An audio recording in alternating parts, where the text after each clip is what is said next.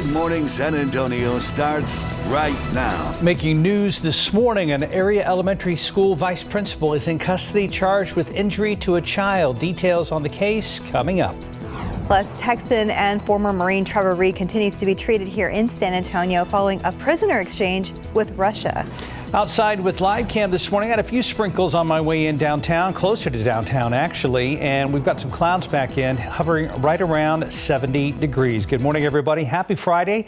It is April 29th. Thanks for joining us this morning. Hope you had a wonderful week. Humid this morning. No doubt about that. Mike Osterhage was off for a good chunk of the week, but is back to help us round out the week. Hi. Thank you.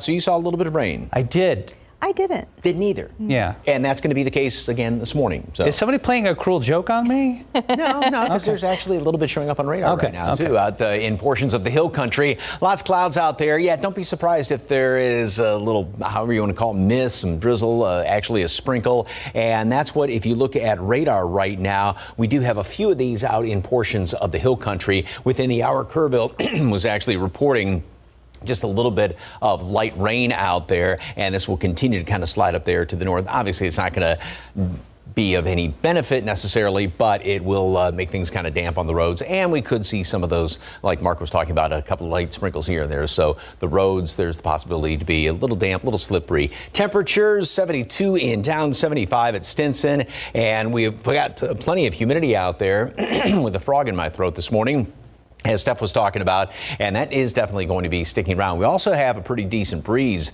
right now. Winds out of the south to southeast, 10, 15 miles per hour, and already some gusts up to 20 there, Bernie Stage, 15 up around Bulverde, and 21 in Castroville, and it is going to be on the breezy side once again today. The allergens, mold is still high, oak is still hanging on in there, low amounts of grass and pecan, and throughout the day, again, some mist, drizzle, call it a light sprinkle, 68 degrees this morning, and then we are going to make it up into the upper 80s. So we will be anywhere from about 5, 7, 8 degrees above normal, and that's going to be the trend all the way going through the weekend.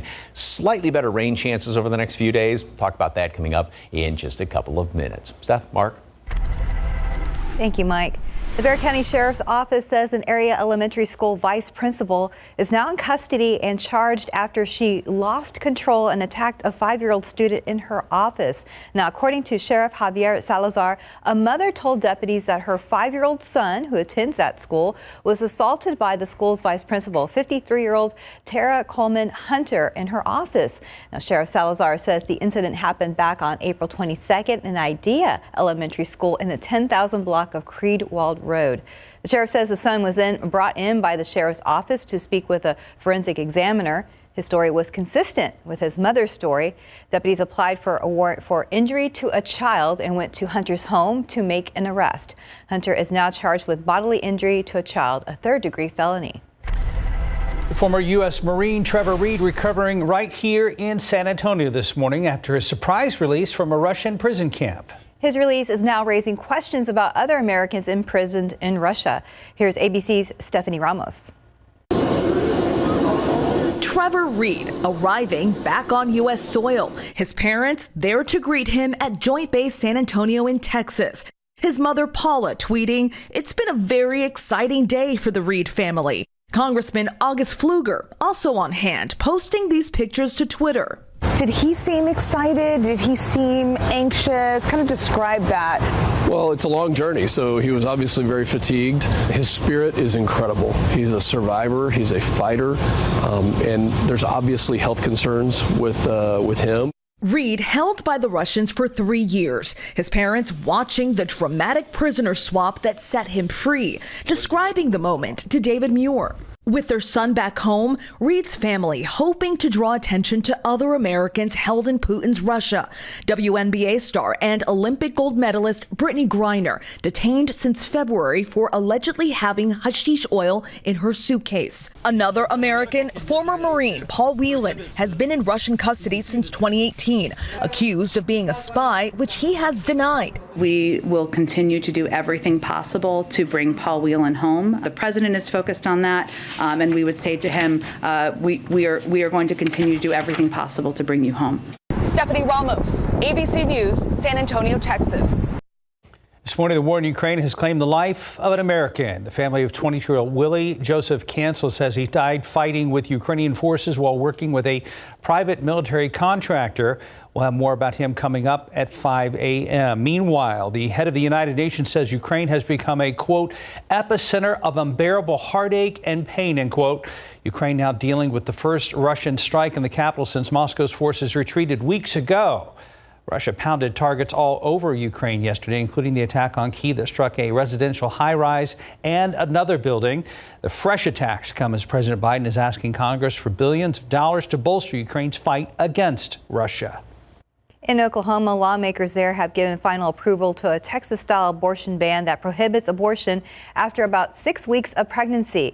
The bill passed yesterday, now heads to the governor. He is expected to sign it within days. The bill was immediately challenged in court by abortion rights advocates. The measure prohibits abortions once cardiac activity can be detected in an embryo.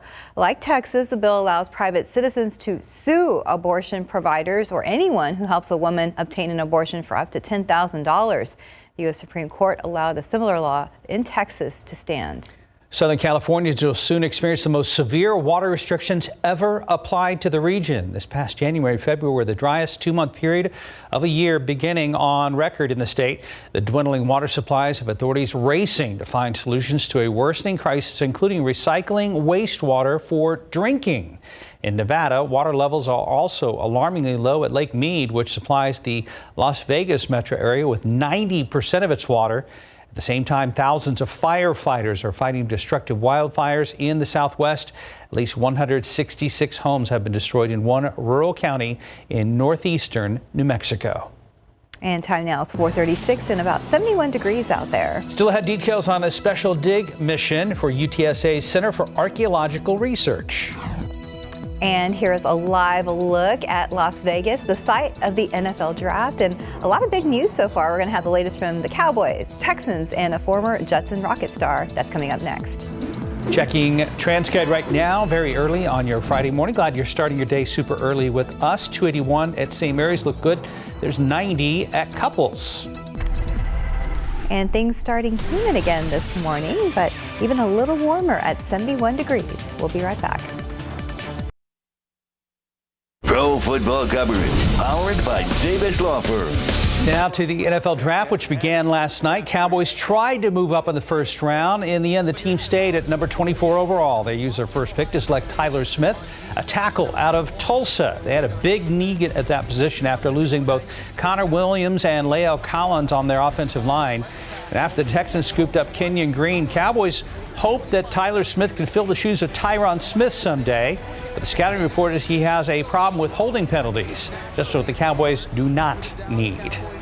Meanwhile, Houston Texans had 2 first-rounders starting at number 3, where they were expected to take Evan Neal, an offensive tackle out of Bama, but instead the Texans went with the defense first and used their number 3 overall pick to select Derek Stingley Jr., a cornerback out of LSU. Great pick. Neal was thought to be a priority to protect quarterback Davis Mills, but dropped to number 7. Stingley earned All-America honors in 2019 and 2020, but suffered a season-ending injury in September and played in just 3 games last season. The Texans traded their 13th overall pick to Philly in exchange for the Eagles' 15th, 124th, 162nd, and 166th picks. And the Texans used the 15th pick to select Kenyon Green, the Aggie star offensive tackle, is a 2-time consensus All-American and thought to be a target by the Cowboys at number 24.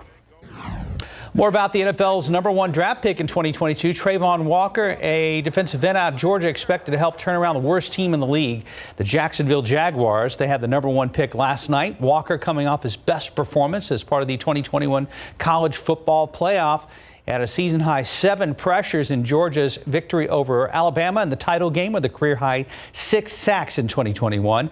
Now he's going to be a big piece of the puzzle to get the Jags back on track. Former Judson Rocket and Aggie defensive tackle DeMarvin Leal was surrounded by family in San Antonio last night after declaring for the NFL draft following his junior season in College Station. The 6'4", 291-pounder could have gone late in the first round or in the second, and there's some speculation at 56th overall to the Cowboys. But I have to wait till later today since he did not go in the first round. No problem, though. He's still expected to be a high pick today as the draft continues.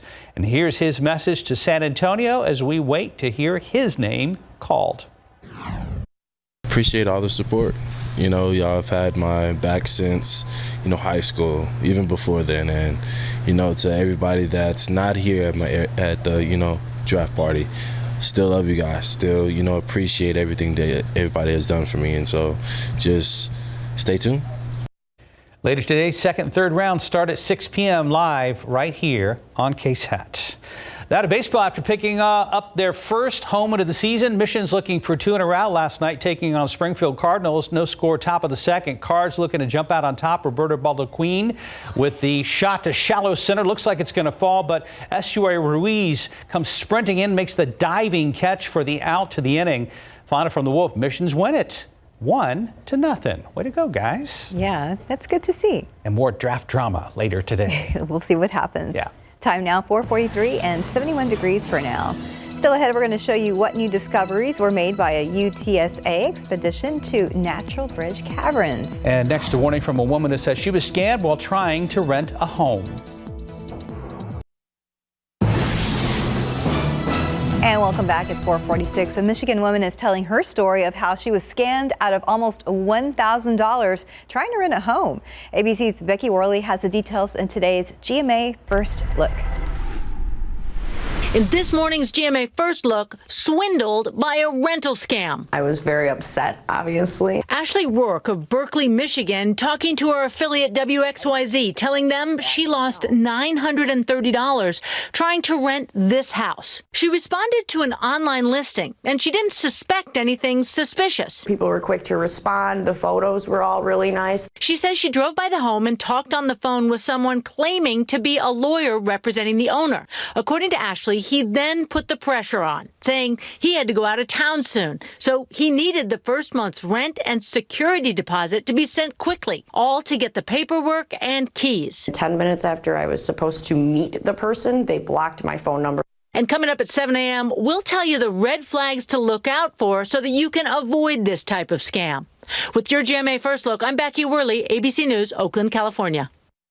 An area at Natural Bridge Caverns was searched yesterday by UTSA's Center for Archaeological Research. The school program is making sure there's no sentimental objects or treasures that can be damaged. The Natural Bridge Caverns is expecting to have construction done soon, and this area specifically shows evidence of ancient burned rock middens. Now, another goal of the search is to shed light on the lives of prehistoric people who lived here thousands of years ago.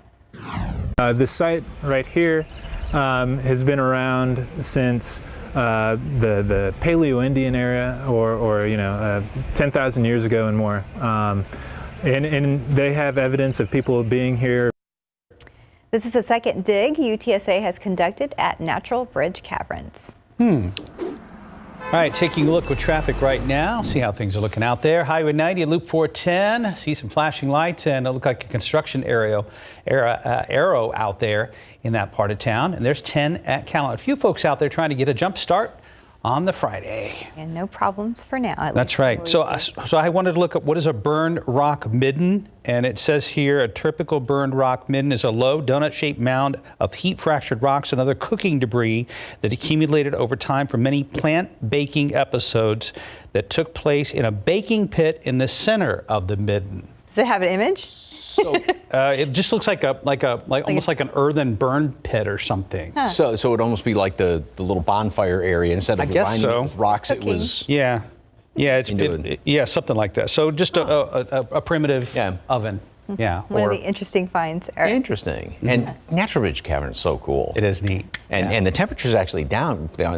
It's only in the 70s down there, but the humidity's about 500%. So 500%. it's really darn humid down there, but great place to go see if you haven't been there in a while. All right, beautiful, beautiful sunsets yesterday, and we did have a fair amount of clouds still hanging around. We're going to keep a lot of clouds around, especially this morning. They'll be stubborn to get on out of here, and we do have Mark said he ran into a couple of sprinkles coming into work this morning. Didn't see any, and you probably won't see anything. There are a few of them, though, heavy enough to be picked up on radar. Heavy, just kind of a relative term, to be picked up on radar here from Bandera up in toward Kerrville. If you're going across or out 10, you may run into just a couple of those little sprinkles out there, and there may be some mist too light to be picked up on radar right now. So that'll just be something we have to be on the lookout for this morning. It's not going to amount to anything, just that nuisance stuff. All right, we do have some breezes out there, and it is going to stay fairly breezy throughout the day. 10, 15 mile per hour winds, and then already this time of the morning it's just getting to 25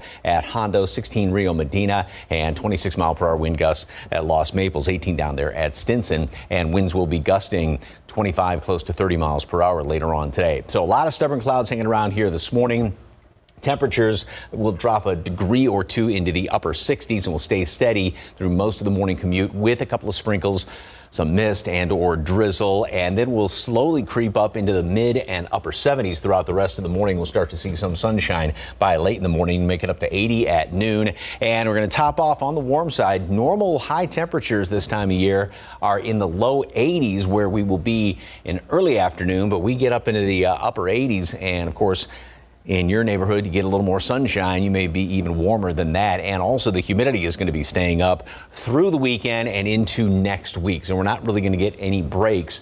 The nice thing is, though, we'll have a slightly better chance for some rain, especially going into the latter part of the weekend and the first part of next week. So today we'll see a little bit more sunshine in the afternoon, and tomorrow we start off maybe some mist and drizzle around here. Again, this is kind of a broad brush sort of paint in as far as the rain is concerned, so not everybody's going to be seeing rain, just one or two of them out there tomorrow.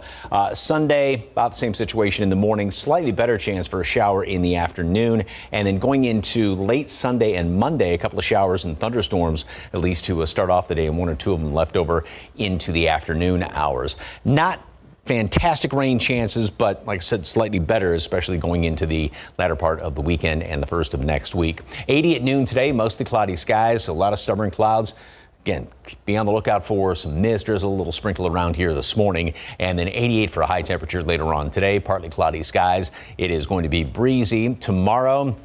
A couple of sprinkles in the morning, stray shower or two in the afternoon. Better chance, relatively speaking, 89 on Sunday, better chance of a shower or two, and probably the best, although not great chance, overnight Sunday into Monday, 87 degrees. Going to stay hot next week, almost 10 degrees above normal, in the low 90s, good chunk of next week. I'm still thinking about the 500% humidity inside Natural Bridge Caverns, otherwise known as Houston in August. Right? Okay. Yeah. Actually makes Houston look dry down there. Yes, it does. 452, about 71 degrees. And coming up, good news for Mark, the new Top Gun movie already getting good reviews. Plus, country music legend Willie Nelson celebrating a big birthday today. So it's still coming out? That's the news. The end of May? Yes. Okay, good. Pick 3 numbers, 239, Fireball 4. Daily 4 numbers, 4622, Fireball 7. The joke is starting to get old. I apologize. No, it's okay. Hopefully nothing will happen to that movie. Right? Watch something happen. Cash 5, 4, 7, 11, 21, 22. And your text is 2-step, 6, 16, 22, 29, bonus ball 26. 5 to 5, can you believe it? The final episodes of Ozark dropped today on streaming, plus Top Gun Maverick is getting rave reviews. For the latest on what's happening in Hollywood, here's ABC's Jason Nathanson. You suggested this life. We chose this together. You were a good salesman. Bye-bye to the Birds. The critically acclaimed and Emmy-winning series Ozark drops its final episodes today, 3 months after the first half of the final season debuted. That's on Netflix. He's been watching me since I was a kid. Over on Apple TV Plus, The Handmaid's Tale star Elizabeth Moss heads up a new series, Shining Girls, about a time-traveling serial killer. 3 episodes out today. You may remember comedian Nikki Glaser from season 27 of Dancing with the Stars, or maybe not, she was voted off first. But this weekend she's back with a new show, Welcome Home, Nikki Glaser, which she tells me came out of moving back home to St. Louis during the pandemic. My parents are funnier than any comedians I hang out with. No offense to my comedian friends, but we're really dark and not that funny off stage. My friends from high school are funnier than any people I've met since then. My sister's great. Like, this is a show. Welcome Home, Nikki Glaser. Premieres Sunday night on E! Top Gun Maverick getting rave reviews. Premiering Thursday at CinemaCon in Las Vegas. The long-delayed sequel will hit theaters May 27th. And this would be a pretty entertaining birthday party. Country music legend Willie Nelson is 89 today, while comedian Jerry Seinfeld turns 68. And that's what's happening in Hollywood. I'm Jason Nathanson, ABC News, Los Angeles. And we know Willie Nelson occasionally watches GMSA. Good morning, Willie. Happy birthday. Happy birthday. Enjoy your day. 4:57, about 71 degrees. And still ahead on GMSA, Russia continues to pound targets all over Ukraine. Why President Biden is asking Congress for another $33 billion to help. Plus, Amazon making it easier for the hearing impaired to enjoy shows on streaming. Details coming up in Tech Bites. And we saw some flashing lights there at Highway 90 at Loop 410, but Stephen Kavas has just walked in the studio, so I'll be asking about that later, shortly. Live from KSAT 12. Good Morning San Antonio starts right now. And making news right now, a home invasion suspect is dead after trying to get into a home on San Antonio's southeast side. Details coming up. As the White House calls for billions in more military aid for Ukraine, reports now that American killed while fighting in that country. I'm Justin Finch in Washington, tracking what we're learning. And taking a look outside with a live cam, a humid 71 degrees for now, and expecting things to warm up later this afternoon. And good morning to you. It's Friday, April 29th. Happy Friday. Thanks for joining us. Yeah, it's going to be a warm weekend, and it looks like overall it's going to start, getting back to that warm that we're used to here. Last weekend of April, Mike Osterhage. I know. May starts on Sunday. Derby's a week from tomorrow. And I can't believe it's already getting into May. And temperatures, yes, it is going to be warm, but not actually what we're used to, because the trend and going into next week is going to be for temperatures to be anywhere from about 7 to 10 degrees above normal. So yeah, it is going to be hot. It's hot this morning, hot and humid, and 71 degrees. Nothing is showing up out there at the airport as far as any precipitation. We do have a couple little sprinkles here and there, and we are going to make it up into the mid and upper 80s later on today. The normal average high temperature is low 80s. So again, on the above normal side. The aquifer yesterday did drop down 1/10 of a foot. Of course, we are still in stage 2 water restrictions, and mold and oak are both on the high side, although oak is finally coming down to just 3 digits on the reading. The updated count, of course, is going to be coming out later on this morning, about 7:15 or so. We have a couple of little sprinkly showers that have been showing up on radar. Not a lot. Just up there, Kerrville within the hour has reported a few little sprinkles, and these are the ones that, again, there's enough of it out there that radar can pick it up. And this is from Kerrville heading up in toward portions of Gillespie County. Not a lot, just a few damp spots there on 10 and a couple of sprinkles in your backyard. Mark said he ran into a couple of drops on the windshield coming into work this morning. Didn't see anything, so it's going to be just kind of a here or there type thing. Light mist, drizzle, maybe even just a sprinkle or two very briefly. Wind is there this morning already, 10, close to 15 mile per hour winds. And then we already have some gusts out there. Burning Stage at 18, same thing, Bulverde. Canyon Lake winds are gusting to 22 and 26 at Lost Maple, and that's going to be the trend today. It is going to be a breezy day, winds gusting anywhere from 25 close to 30 miles per hour. Warm and humid this morning. Again, some mist or drizzle, even a little sprinkle, and then later on today, partly cloudy, upper 80s on the warm side of things, and breezy. Then tomorrow and Sunday, it is going to be on the hot side. A couple of showers here and there, 1 or 2 of them after morning mist or drizzle, 1 or 2 of them in the afternoon tomorrow.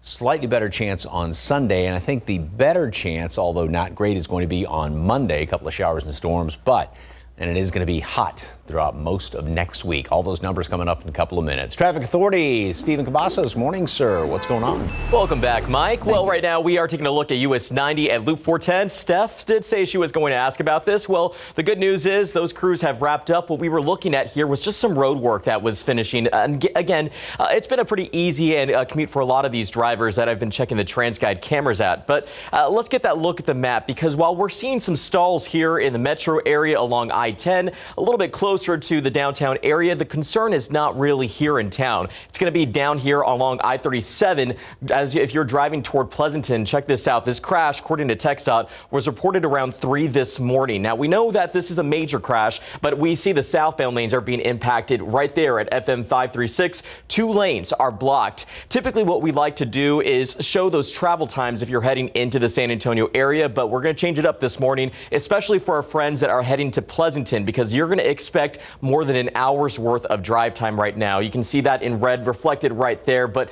thankfully, everywhere else, if you are traveling out of San Antonio to any other communities, you shouldn't experience any major delays. But I want everyone to keep in mind, there's no TransGuide cameras out in this particular spot of town or out toward Pleasanton on 37. So we won't be able to show you the conditions, but we're going to track that closely and give you those updates, especially as the morning does go on. But again, right here in town, we are seeing some progress with road work. We're going to be talking some more construction coming up a little bit later on in this newscast. Mark, Stephanie. Thank you, Stephen. New this morning, San Antonio police are investigating a home invasion that turned deadly for the suspect. Happened just before 10 last night in the 600 block of Cashmere Place, just 1 block away from Southside Lions Park. According to police, a man tried to enter the home through a back laundry room. He was unsuccessful and tried going through a second door into the house. SAPD says that's when the homeowner heard him messing with the second door and fired 2 shots, hitting the suspect.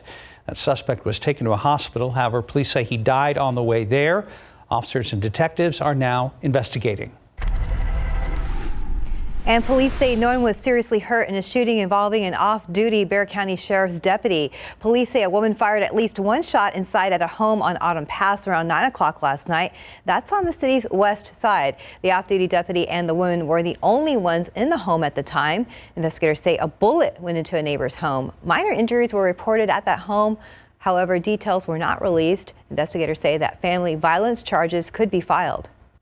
Testimony continues later this morning. The Capitol murder trial, a woman accused of hiring an undercover officer to kill her boyfriend's sister. During day 2 of the trial for the jury at the Bexar County Courthouse, they heard from Angelica Navarro de Paz. She took the stand yesterday, but her testimony didn't last long.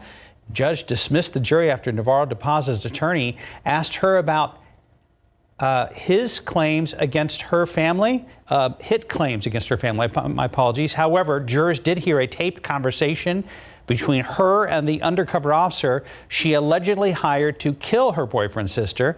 If found guilty, Navarro de Paz faces 5 to 99 years to life in prison. A man wanted for murder in Texas is now awaiting extradition in Florida. 61-year-old Stephen Aubrey was arrested in Fort Lauderdale. He is accused of burning his mother's attorney to death in Dallas back in 2016. Now, investigators say Aubrey was angry that he was written out of his mother's will. He's now being held on a $2 million bond and could face the death penalty if convicted of capital murder. Out of the war in Ukraine, ABC News has learned an American has died while fighting alongside Ukrainian forces against Russia. His family says he was a former U.S. Marine. ABC's Justin Finch in Washington tracking developments. The war in Ukraine has claimed the life of an American. The family of 22-year-old Willie Joseph Cancel says he died fighting with Ukrainian forces while working with a private military contracting company. Cancel's wife saying in a statement, he went there wanting to help people. He had always felt that that was his main mission in life. I did not expect to be a widow at 23 years old or for our son to be without a father. And in Ukraine's capital, burning buildings where officials say at least 2 Russian missiles were fired into a residential area of Kyiv. It's critical this funding gets approved and approved as quickly as possible. Russia ramping up attacks as President Biden calls for Congress to allocate $33 billion to support Ukraine's fight over the coming months. So we need to contribute arms, funding, ammunition, and the economic support to make their courage and sacrifice have purpose so they can continue this fight. The White House requesting more than $20 billion in military assistance and another $8.5 billion for Ukraine's government to provide basic citizen services. Already, more than half of the 90 U.S. promised howitzer artillery guns are arriving to Ukraine. And I'm here to say to you, Mr. President, and to the people of Ukraine, we will not give up. Vowing to continue working with Russia and Ukraine on a ceasefire, the United Nations Secretary General, who was in Kyiv with Ukraine's president just before Russia's missile strikes. All of this as new U.S. intelligence says Russian forces are pushing out civilians in eastern and southern Ukraine to set up proxy Russian leadership. And on Capitol Hill, the House just approved a measure to speed up the process to get U.S. weapons to Ukraine by enhancing the president's power to enter Lend-Lease deals with Ukraine and Eastern European nations. Justin Finch, ABC News, Washington. Right now 509, 71 degrees. And still ahead, Amazon now has a first ever streaming media player to support audio streaming for hearing aids. Next, how local leaders are trying to bring more awareness to heat-related illnesses among construction workers. And taking a look outside with a live cam, expecting things to warm up. Although Mark said he saw a few little raindrops on the way to work. We'll be checking in with Mike pretty shortly.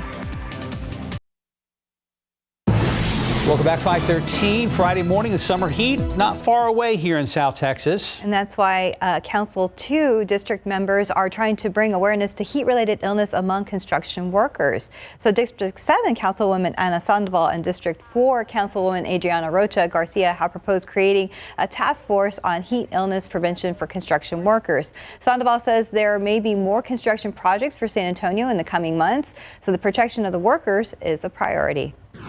We're about to go into this bond cycle, which if the voters approve, we're going to have a lot of construction out there. It is absolutely imperative that we don't lose a single worker on the job. And to prevent heat-related illness, the councilwomen are asking to better educate workers on heat illness prevention measures. 5:14, 71 degrees. And coming up next, Snapchat is now making your selfies a little more high-tech with a new drone. And details on new Nikes that you can take apart. I've traveled every road in this here land. I've been everywhere, man. I've been everywhere, man. Across the deserts bare, man. I breathe the mountain air, man. I've traveled, I've had my share, man. I've been everywhere. I've been to Pittsburgh, Parkersburg, Gravelburg, Colorado, Ellen City, Cedar City, Dodge City, what a pity. I've been everywhere, man. I've been everywhere, man. I've been everywhere.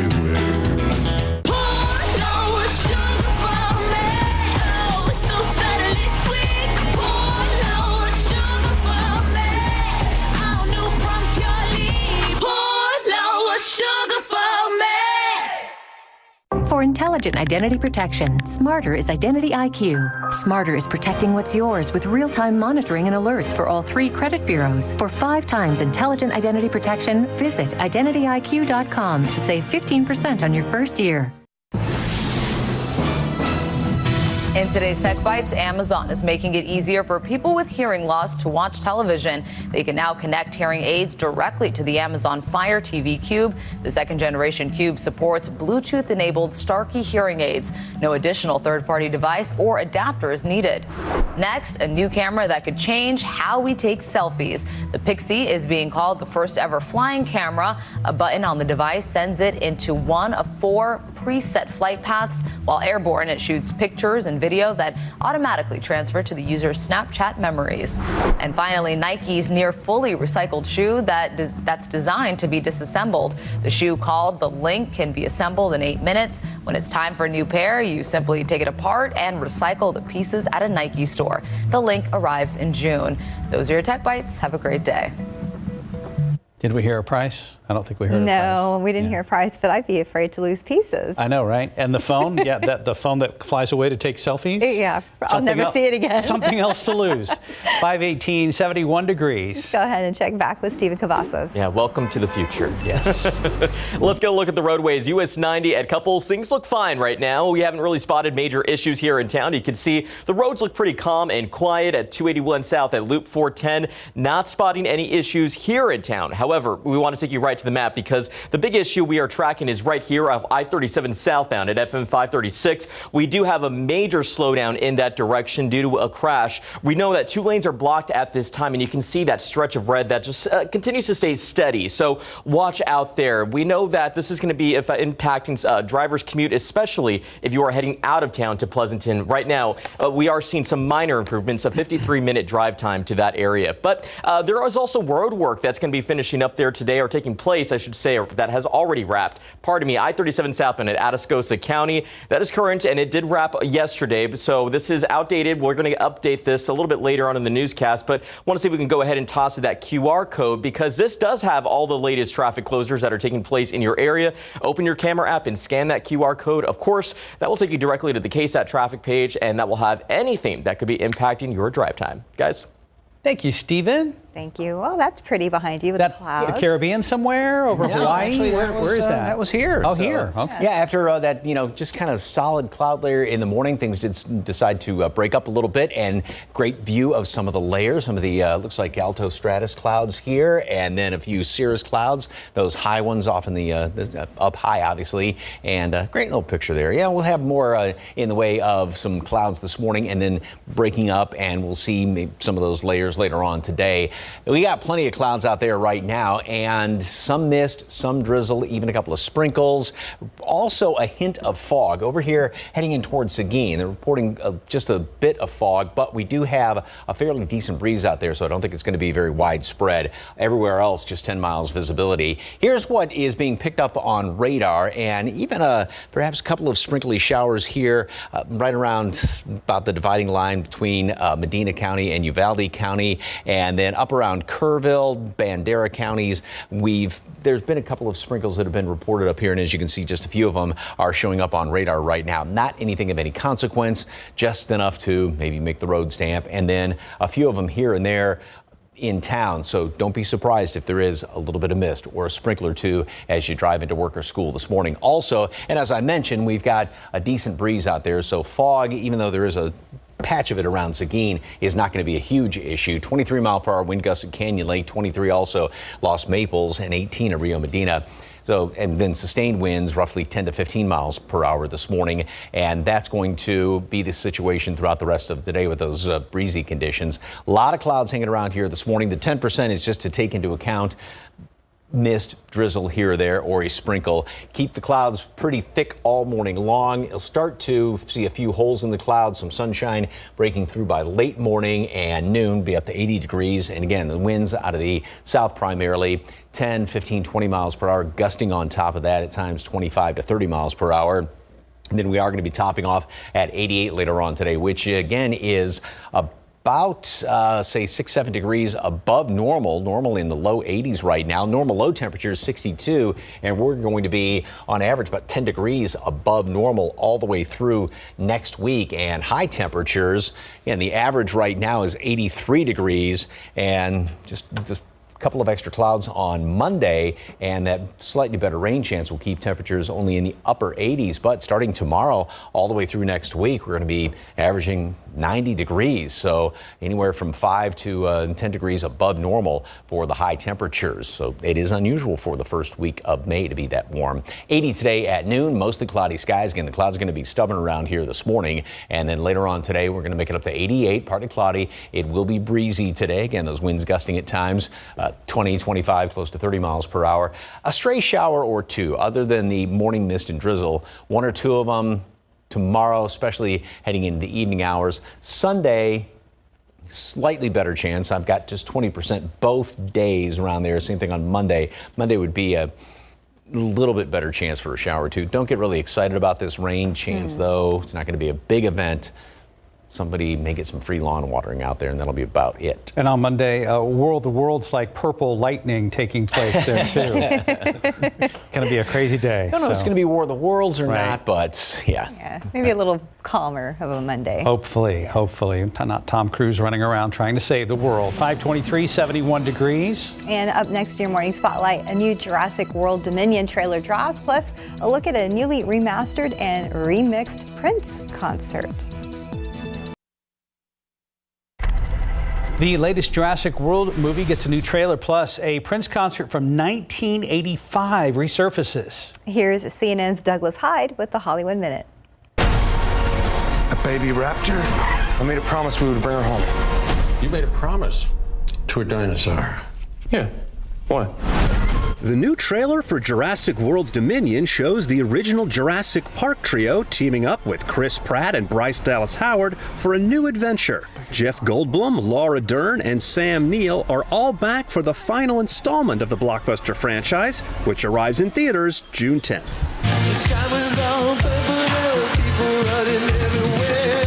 Get ready to party like it's 1985. A little taste of a Prince concert from that year was just released online. It's part of a newly remixed and remastered performance recorded during the height of the Purple Rain era. Prince and the Revolution Live will be available for digital download in June and on Blu-ray, CD, and vinyl. Today was a good day. Rap icon and Raiders fan Ice Cube is among the performers appearing at the NFL Draft in Las Vegas. EDM artist Marshmello and Sin City mainstays Blue Man Group are also set to hit the stage. In Hollywood, I'm Douglas Hyde. Have you ever seen Blue Man Group? Yeah. It's pretty cool, isn't it? Yeah, it's a very cool experience. 527, about 71 degrees. And still ahead on GMSA, President Biden says he's considering some kind of student loan forgiveness. However, there's a catch we're going to explain. Are you getting ready to tie the knot? Why lab-grown diamonds are now growing in popularity. Making headlines this morning, President Biden says some version of student loan forgiveness is still on the table, but there are some obstacles to get through. San Antonio police are investigating what they believe may be a home invasion with deadly results. Good morning, I'm Katrina Weber. They believe a woman was trying to protect her family when she pulled the trigger. I'll tell you more about it. And taking a look outside with live cam, it's been a fairly mild week overall as far as the temperatures, but things are about to warm up.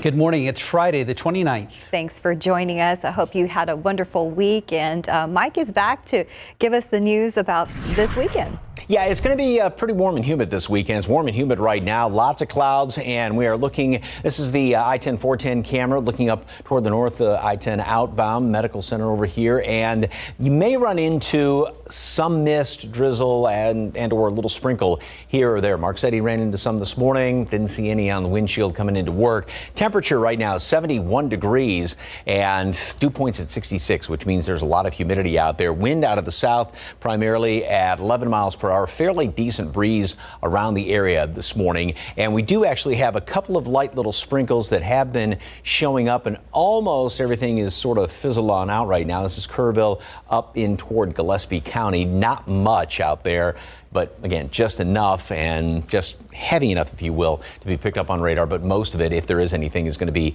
very, very light mist, like I said, drizzle, something like that. Wind out of the south to southeast, 5, 10, close to 15 miles per hour. And we do already have some gusts, 21 at Kerrville and 23 in Los Maples. And it is going to be on the breezy side today. And this is going to continue to pump in all that humidity around here. So we're definitely not going to be seeing any sort of a break from the humidity anytime in the near future. Mold and oak are on the high side. Pecan and grass are low. Of course, the updated count is going to be coming out in about, say, an hour or two. Noon, mostly cloudy skies, 80, 88 for a high temperature. A little more sunshine later on today. Southeasterly wind 10 to 20 miles per hour. Again, gusting at times 25 close to 30 miles per hour. And as far as any rain chances, they will slightly improve, slightly being the operative word going into the weekend. Don't get really excited about rain chances. A couple of folks will see a shower or two. We'll talk about that and how hot it's going to be for the foreseeable future going into next week, the start of May. That's coming up in just a couple of minutes. Traffic Authority, Mr. Cavazos, anything going on? Good morning, Mike. Well, right now things look calm and quiet here at the roadways, but 281 St. Mary's, let's get a wider look at TransGuide. We can see that light traffic is what we're basically spotting and lots of pavement, but we know as the morning does go on, more folks will get their day started and we'll start to see some issues pop up. But let's see what we're finding right now here on the map, because the only issue we are detecting is right here off of I-37 at FM 536. This is out for drivers that are heading toward Pleasanton. So just keep in mind, 2 lanes are still blocked. But one of the good news is some of the good news here is that we are seeing some improvements as far as that slowdown. That we have been showing you those outbound times. But if you are traveling into San Antonio, there's some good news here. Right now, we are pretty much green across the board. Pleasant Drive, if you're coming in from Pleasanton in those northbound lanes of I-37, a 28-minute drive time, 19 minutes. Highway 90 from Castroville, so 16 minutes. Coming in from Lyle, 35 northbound. No delays here just yet, but the delays will be in those southbound lanes of 37. We're going to watch that area closely, but back here in town, things look like they're moving nice and smooth. Guys. Thanks, Stephen. Things have not ended well for a man who San Antonio police say tried to force his way into a southeast side home. They say the woman who lives there shot and killed him. It happened in a neighborhood not far from East South Cross and Pecan Valley Road. Katrina Weber is there with a live report. And Katrina, are police handling this as a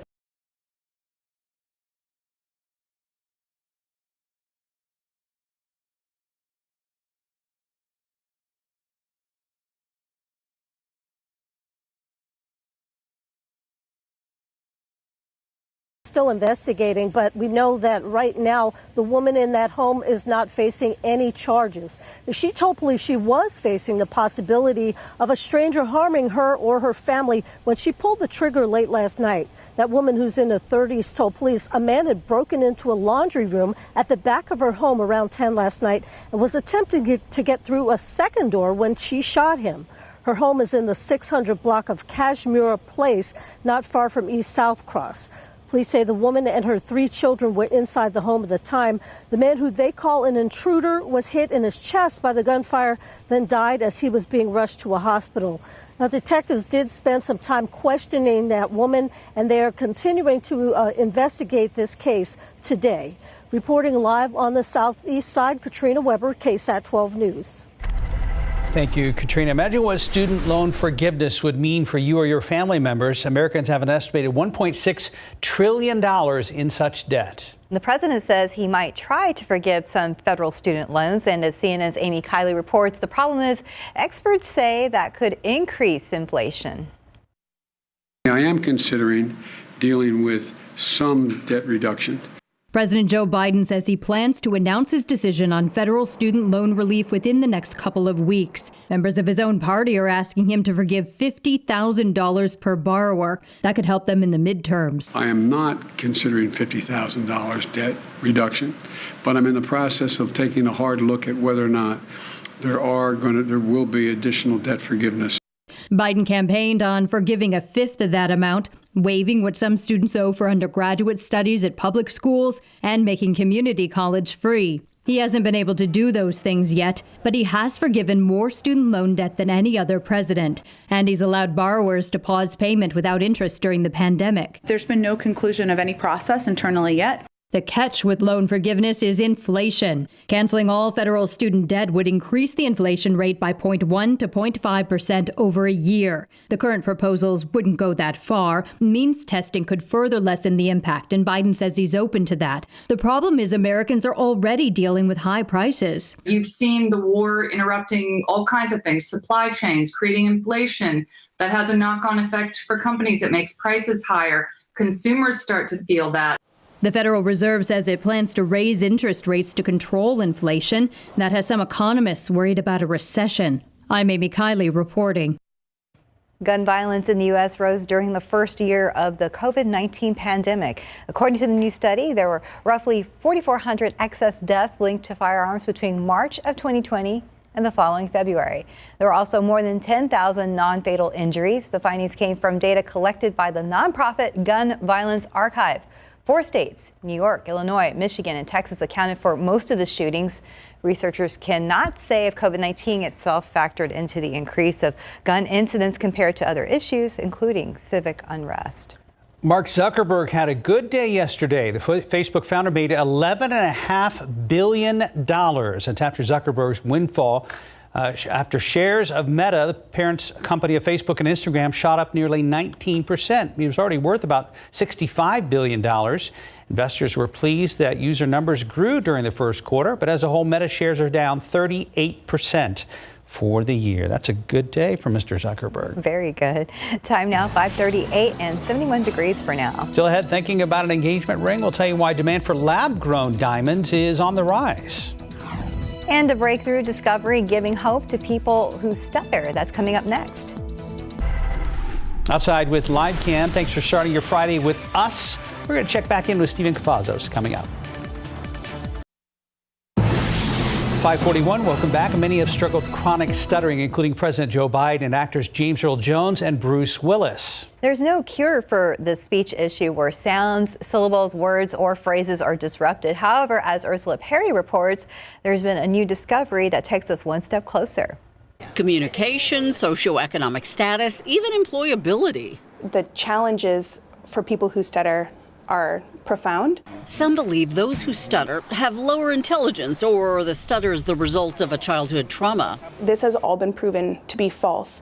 The one thing we know about stuttering is that it is absolutely genetic. Now researchers have been able to pinpoint some genes that are associated with stuttering. These include genes linked to a dopamine pathway, suggesting that there might be something about how the brain is processing and signaling that could be disrupted in stuttering. As well as genes associated with how hormones are regulated and processed in the body.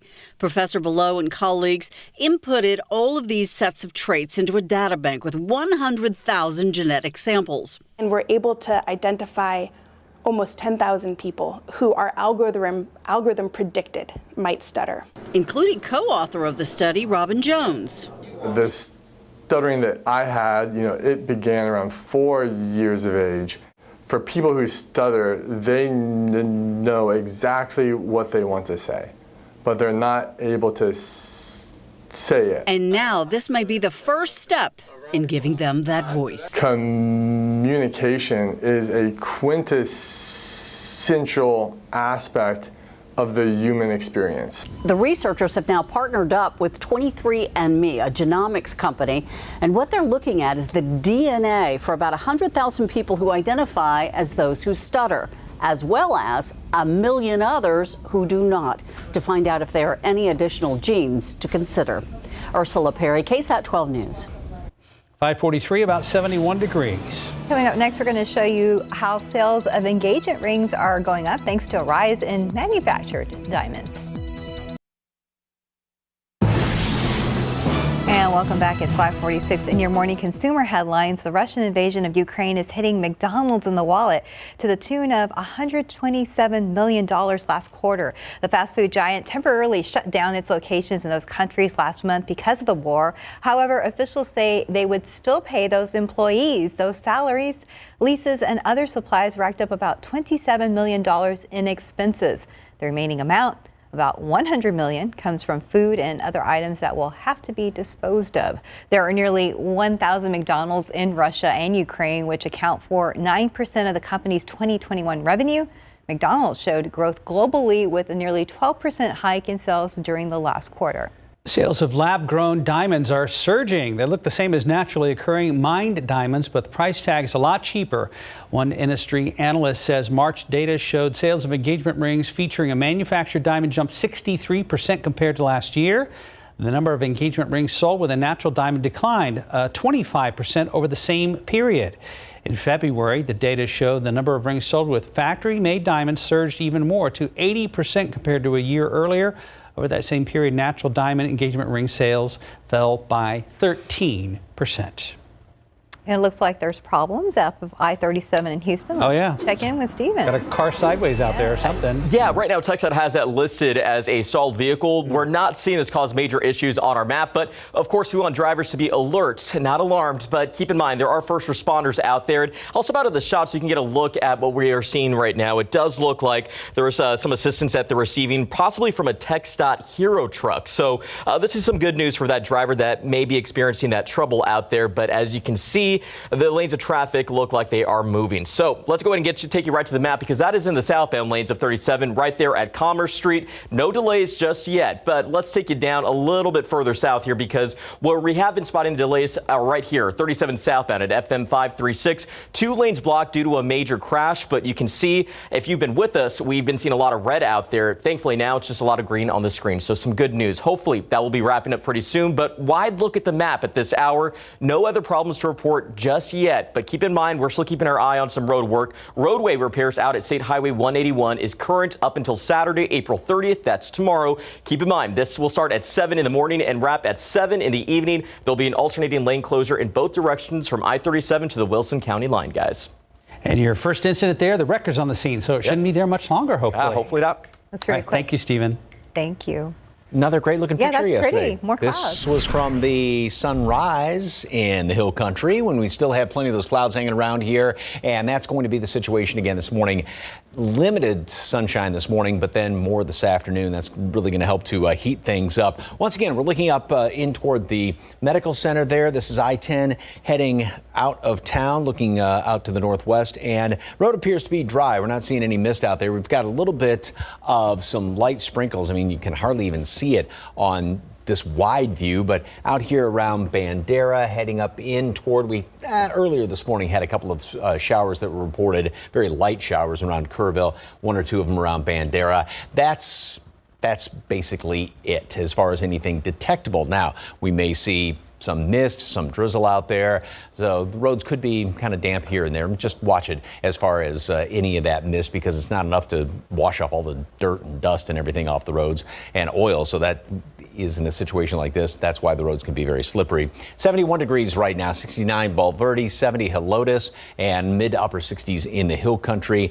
A lot of humidity everywhere. Everybody is above 60, and then we're getting these dew point temperatures around 70, Randolph as well as Stinson, which means, yep, it's going to greet you when you open up the door to head on outside. We also have a decent breeze out there this morning. Gusts are 15, 20, 23 miles per hour in Los Maples, and that's going to be the case all day long. Wind will continue out of the southeast, pulling in all this humidity, keeping dew points on the high side. So yeah, you're going to feel every bit of these mid to upper 80s temperatures later on today. And then we go through that cycle tomorrow morning. Humidity's higher, starts to come down slightly by the afternoon hours, but not really a whole heck of a lot. As far as the rest of today, temperature is going to stay pretty steady, dropping maybe a degree or two. Lots of clouds around here. That 10% is for some mist and or drizzle. A little more sunshine by noon, 80 degrees. Wind starts to pick up, and it's going to be gusty, 25, close to 30 miles per hour as far as gusts later on today, and 88 for a high temperature. Now, going into the weekend, after morning clouds and some sprinkles, we see some sunshine this afternoon. Same thing tomorrow, maybe a stray shower or two. This is kind of a broad brush sort of forecast. Same thing on Sunday. Now, by Sunday night, there is going to be a disturbance out here to the west of us, and Storm Prediction Center does have one or two isolated showers, thunderstorms that could become on the strong to severe side, way out northwest of the northwestern portions of the hill country, Valverde County, and the northwestern portion of Edwards County. That's going to be for later on Sunday night. Something obviously watch over the next couple of days. 80 today at noon. Mostly cloudy skies. High temperature is going to make it up to 88. We will be roughly 5, 6, 7 degrees above the respective normal high temperature, and that's going to be the case for the next few days. Low temperatures averaging low 70s, 10 above normal. High temperatures averaging upper 80s to 90, and that's going to be anywhere from, again, 7 to 10 degrees above average. Some showers, thunderstorms late Sunday, 1 or 2 left over early Monday. Okay, Mike, thank you. And real quick, we're getting reports of a pretty sizable power outage up on the far north side at 1604-281 area, affecting about 5,700 customers. Don't forget, if you go without power, if you use your phone on self-service, you can still stream our newscasts. That's right. You can also contact CPS as well. All right, CPS is aware right now, 5:52, about 71 degrees. And from edible bugs to a dinosaur theme park to a game that defies explanation. Up next, we're going to get a first look at this week's new game releases. Good morning. Coming up here on GMA, the latest from inside Ukraine. Reports that an American has been killed fighting alongside Ukrainian troops. Russia is stepping up its attack with missiles fired at the capital. And President Biden is asking Congress for $33 billion more to aid Ukraine. Also, we have an ABC News exclusive with the family of Trevor Reed. It is their first interview since seeing him back on U.S. soil after that dramatic top-secret prisoner swap with Russia. We're going to have all that and so much more coming up right here on GMA. Amazing, aren't they? Half bug, half snack. Yes, you heard that right. These adorable strawberry bugs are part of the world of bug snacks. Oh, this one's lively. Beautiful seed patterns. And they are on the menu as well. The game lets players seek out the 100 species of bug snacks which inhabit an island. Previously playable on PC and PlayStation, gamers can now get their fill of bug snacks on Xbox, Steam, and Switch.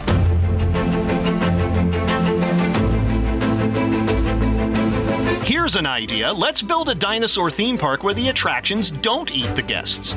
Taking care of the dinos and the guests is the point of Parkasaurus. Formerly a PC exclusive, gamers can now build their own Mesozoic amusement park portably on the Nintendo Switch. This is the story of a man named Stanley. Stanley worked for a company in a big building where he was employee number 427. And that's really all we can tell you about the Stanley Parable Ultra Deluxe, because it's a game where the less you know about it, the more you'll get out of it. What we can say is it originated as a Half-Life 2 mod in 2011, was nominated for 4 BAFTA awards in 2014, and is now available in its new Ultra Deluxe form for Steam, Switch, PlayStation, and Xbox. Leveling Up in Hollywood, I'm Rick Damigella. All right, coming up later on GMSA, a couple is horrified to see how close their lives were to danger after security video shows a burglar standing over them as they slept in their beds. Plus, 2 local COVID testing sites shutting down. Where and why? After the break. And TransGuide right now, see what's popping up there. Flashing lights at 37 and Houston Street. We'll check in with Stephen Cavazos coming up at the top of the hour. And Mike's forecast as we wrap up April and begin the month of May this weekend.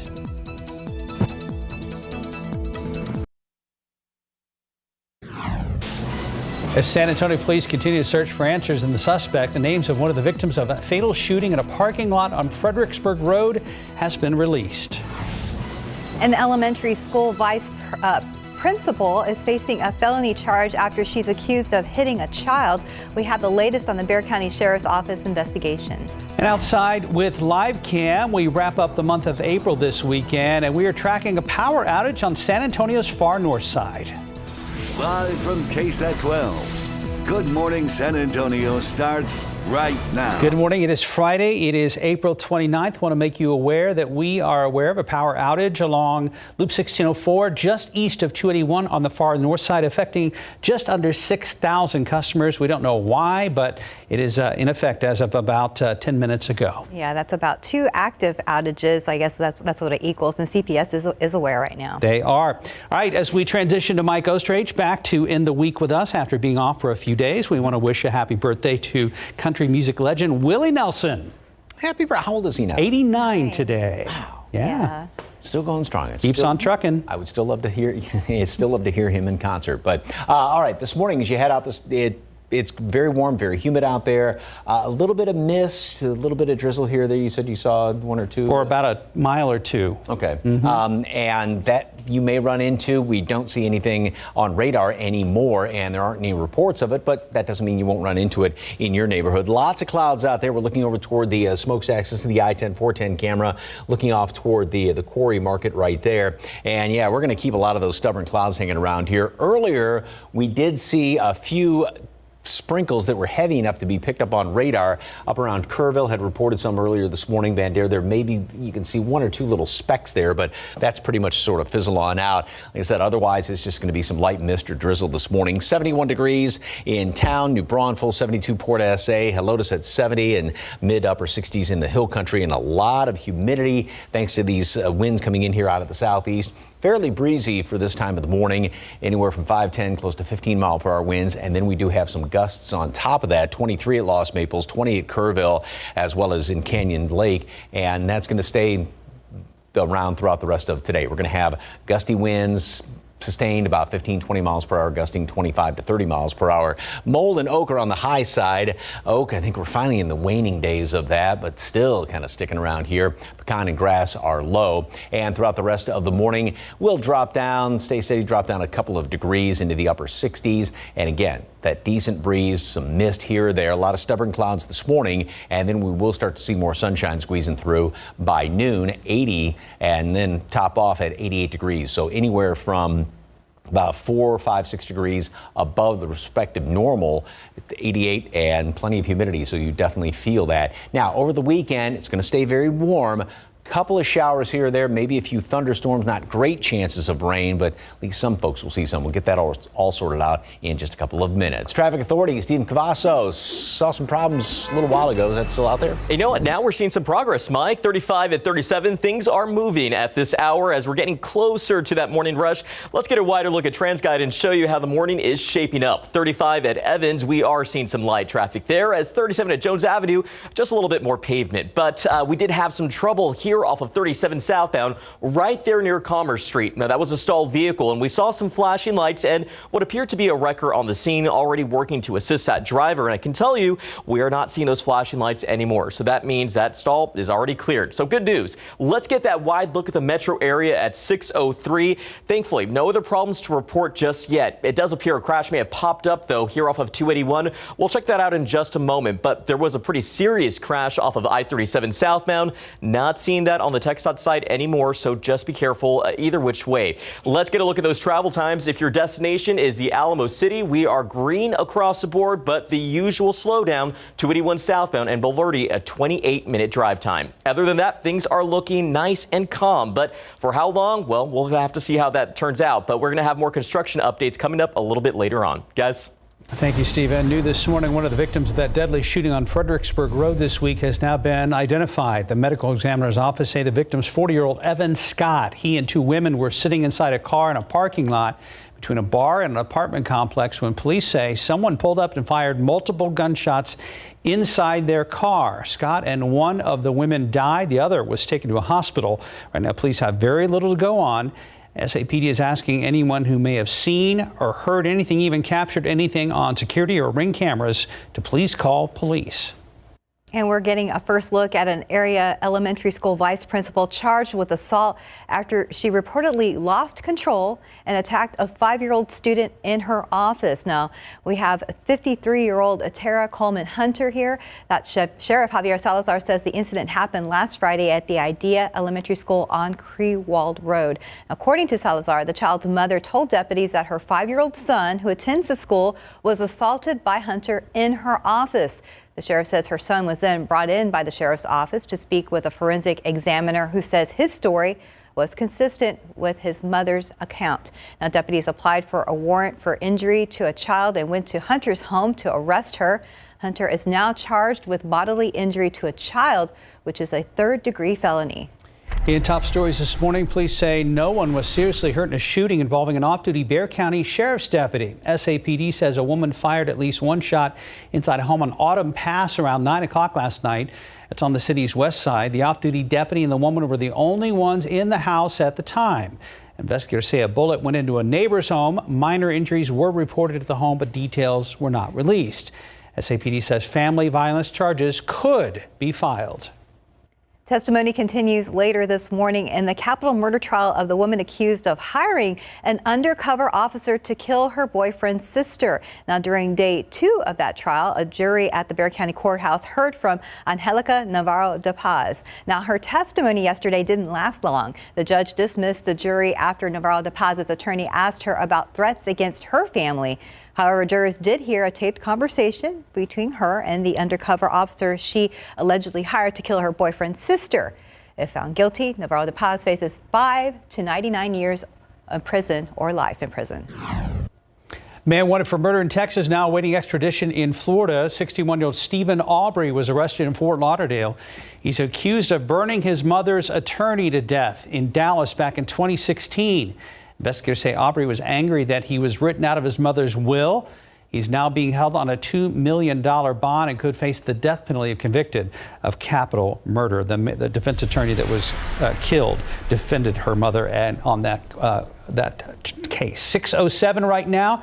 Now to the war in Ukraine. ABC News has learned that an American has died while fighting alongside Ukrainian forces against Russia. His family says he was a former U.S. Marine. ABC's Justin Finch in Washington tracking the developments. The war in Ukraine has claimed the life of an American. The family of 22-year-old Willie Joseph Cancel says he died fighting with Ukrainian forces while working with a private military contracting company.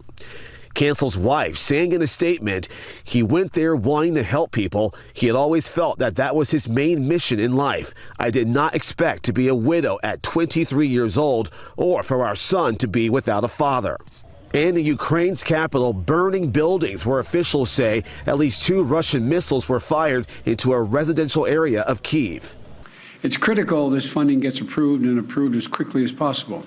Russia ramping up attacks as President Biden calls for Congress to allocate $33 billion to support Ukraine's fight over the coming months. So we need to contribute arms, funding, ammunition, and the economic support to make their courage and sacrifice have purpose so they can continue this fight. The White House requesting more than $20 billion in military assistance and another $8.5 billion for Ukraine's government to provide basic citizen services. Already, more than half of the 90 U.S. promised howitzer artillery guns are arriving to Ukraine. And I'm here to say to you, Mr. President, and to the people of Ukraine, we will not give up. Vowing to continue working with Russia and Ukraine on a ceasefire, the United Nations Secretary General, who was in Kyiv with Ukraine's president just before Russia's missile strikes. All of this as new U.S. intelligence says Russian forces are pushing out civilians in eastern and southern Ukraine to set up proxy Russian leadership. And on Capitol Hill, the House just approved a measure to speed up the process to get U.S. weapons to Ukraine by enhancing the president's power to enter Lend-Lease deals with Ukraine and Eastern European nations. Justin Finch, ABC News, Washington. And happening today, 2 COVID testing sites in Bexar County are set to close. The testing sites are located at the Alamo College's district office on North Alamo and the Wonderland Mall of Americas. Both are run by community labs. Now, officials say the mall site is closing due to a drop in demand. However, no explanation was given regarding the Alamo College's site. Both will offer testing until 6 o'clock tonight. 6:10, about 71 degrees. And straight ahead on GMSA, Amazon offering an easier way for people with hearing loss to watch TV. We're going to explain how. Cowboys trying to rebuild their O-line last night during the NFL draft. On who they selected in round 1. Sports is coming up next. And taking a look outside with a live cam, starting at a humid 71 degrees, and we are expecting to get to the 80s today. We'll be right back. Pro football coverage powered by Davis Law Firm. Out of the NFL draft, Cowboys tried to move up in the first round last night, ended up staying at number 24 overall. They used their first pick to select Tyler Smith, a tackle out of Tulsa. They had a big need at that position after losing both Connor Williams and Lael Collins off their O-line. And after the Texans scooped up Kenyon Green, the Cowboys' hopes is that Tyler Smith can fill the shoes of Tyron Smith someday. Scouting report is that he has a problem with holding penalties, just what the Cowboys do not need. Meanwhile, Houston Texans had 2 first-rounders starting at number 3, where they were expected to take Evan Neal, an offensive tackle out of Bama. Instead, they went with defense first and used the number 3 overall pick to take Derek Stingley Jr., a cornerback out of LSU. Neal was thought to be a priority to protect quarterback Davis Mills, but dropped to number 7. Stingley earned All-America honors in 2019 and 2020, but suffered a season-ending foot injury in September and played in just 3 games last season.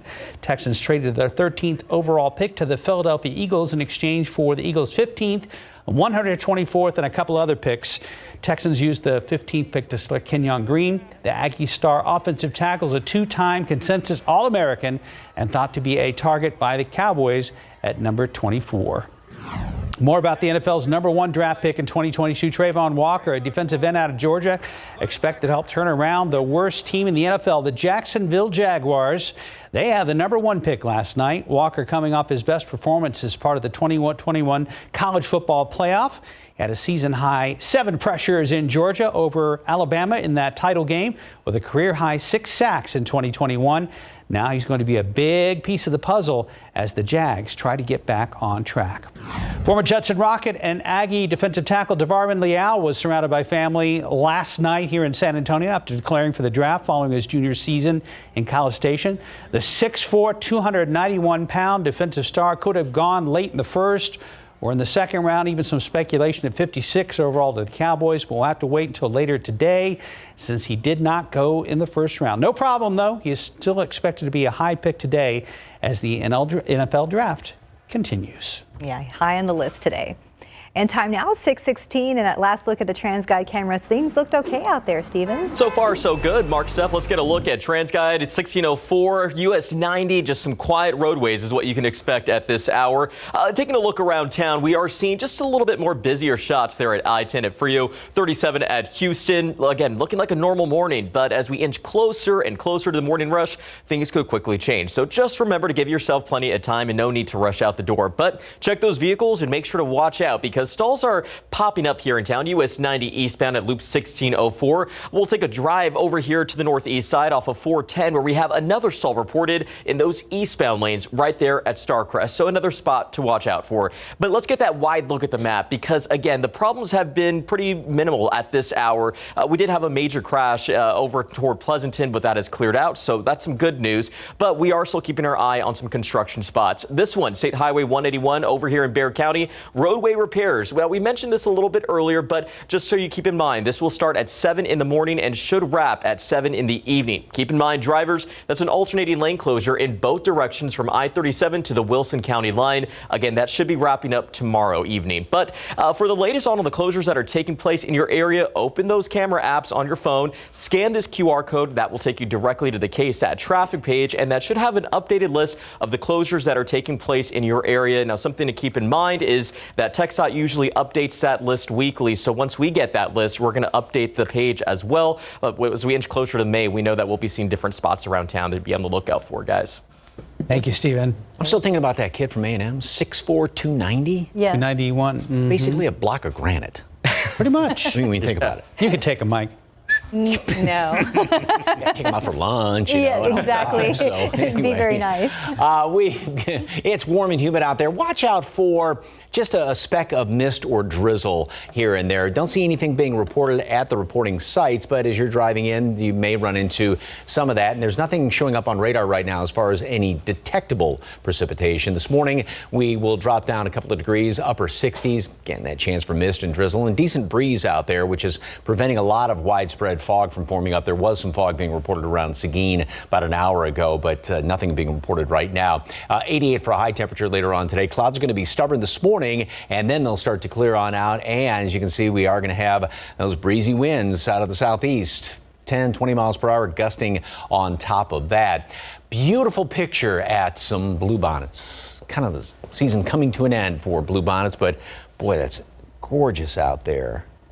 Looks like a couple of Indian paintbrush thrown in as well. Thank you very much for the KSAT Connect picture. All right, not much in the way of any clear skies or any beautiful sunrises on tap this morning. 69 Comfort, Bernie Stage at 66 and 69 also in Bulverde, and then 70s, 75 still right around Stinson, and then plenty of humidity, especially Randolph as well as Stinson with those dew points up at 70, and it's going to stay very humid throughout the rest of the forecast period. We're not going to get any breaks. Slight drop in the humidity in the afternoon, but still enough to where you're going to be noticing it. Here's the wind gusts right now. 22 Canyon Lake, 22 also at Lost Maples. Like I said, it's going to stay breezy all day long. Stubborn clouds all morning long. 10% is just taking into account some of that mist and drizzle around here. We will finally start to see some breaks in the clouds as we head in toward late morning and noon, getting up to 80 at noon with those breezy south to southeasterly winds. Again, 15, 20 miles per hour gusting on top of that, and then 88 for a high temperature later on today with more sunshine. And then going into the latter part of the weekend, other than, some morning mist and drizzle tomorrow morning as well, a stray shower in the afternoon, late Sunday, Storm Prediction Center does have the risk for an isolated strong to severe storm. High winds and hail being the biggest threat, and that's going to be northwestern Edwards County, and then further out to the west and to the northwest. We've got just a cluster of rain that's going to be moving on in here. And like I said, after some morning mist and drizzle, we will have mostly sunny skies, partly cloudy later on today, and some couple of sprinkles around tomorrow. And then in the afternoon, going into tomorrow evening, same thing on Sunday, just a few light little sprinkly showers here and there. Again, this is kind of that paints it in with a broad brush as far as rain chances are concerned. Then we go into Sunday evening. And here's that cluster of showers and even a couple of potentially stronger storms late on Sunday. Some of that will linger on into Monday and then into the evening hours, and we'll still keep a slight chance for a stray little shower here and there. But I think the best opportunity, albeit small chance, is going to be later Sunday into the overnight hours into early Monday. 80 at noon, mostly cloudy skies. Again, stubborn clouds around here this morning, and then we'll see more sunshine mixed in with the clouds later on today. 88 for a high temperature, which again is 5-6 degrees above normal, and it's also going to be breezy. staying on the warm side of things, above normal readings. Low temperatures about 10 above normal. High temperatures will be anywhere from 7 to 10 degrees above normal, averaging upper 80s, low 90s. Stray shower here or there tomorrow. Sunday, a couple of stray showers, but then Sunday night into Monday, a few of those potentially stronger storms. Not a great overall chance of rain, but if anything does pop up, just be on the lookout, especially northwest on Sunday, and then stays hot, low 90s most all of next week, and maybe even hotter than that, too. How many times have you had to mow the grass so far, Mike? Once or twice? The backyard does need a little mow here and there. Basically, it's just some of the weeds that have popped up. The regular grass is still like, Yeah, but you were out this week, though. So yeah, that's true. You were doing some travel. Don't forget, leave it long this time of year. Yeah. Leave it long. That's a healthy thing to do. 622, about 71 degrees. And coming up, selfies are going to the next level, literally with a new flying camera. We're going to have all the details. There's a different way to treat HIV. It's every other month injectable Cabenuva. For adults who are undetectable, Cabenuva is the only complete HIV treatment you can get every other month. Cabenuva helps keep me undetectable. It's 2 injections given by my healthcare provider every other month. It's one less thing to think about while traveling. HIV pills aren't on my mind. A quick change in my plans is no big deal. Don't receive Cabenuva if you're allergic to its ingredients or taking certain medicines which may interact with Cabenuva. Serious side effects include allergic reactions, post-injection reactions, liver problems, and depression.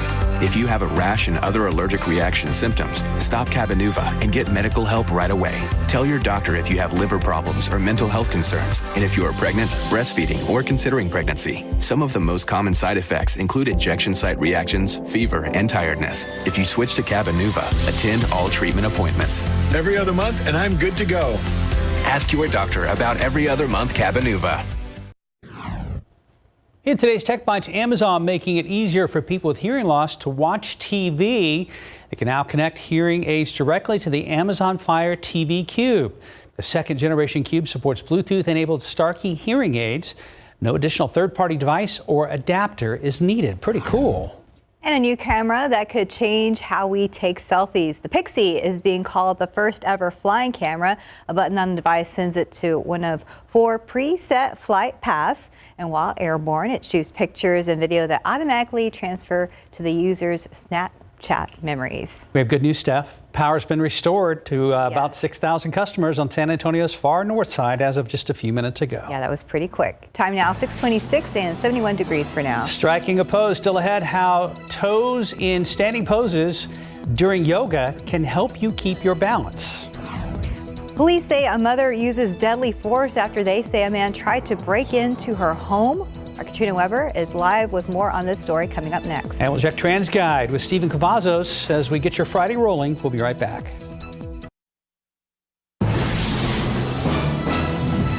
A Southeast Side woman told police she stopped an intruder with a gun. Good morning, I'm Katrina Weber. The man who was shot is dead, and police are investigating this case. I'll tell you more about it. Have plans outside this weekend? Will it be more like this? We've got a few broken clouds out there. The sun trying to come up.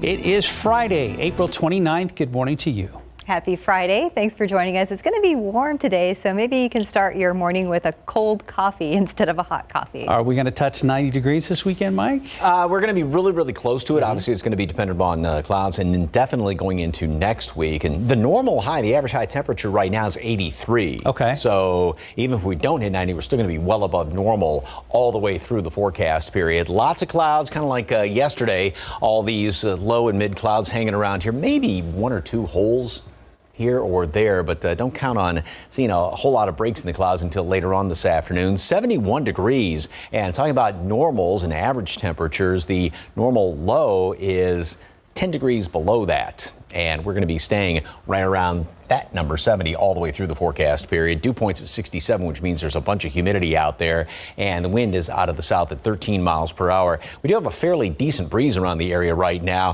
13 mile per hour winds here in town, 12 Comfort, 10 Port SA, 13 Castroville, and then some gusts on top of that, 21 Canyon Lake, 22 Lost Maples, and it is going to be breezy throughout the day, and that's just going to continue to pump in all that humidity from the Gulf of Mexico. Mold and oak both on the high side. Mold still really went up with some of the rain that we had earlier this week. Pecan and grass are on the low side. Of course, the updated count is going to be coming out in about a half hour, 45 minutes. Warm, humid. Don't be surprised if you see some mist and or drizzle around the area this morning. It's going to be kind of few and far between, but just enough to at times make the roads damp, so could be a bit slippery. Partly cloudy this afternoon.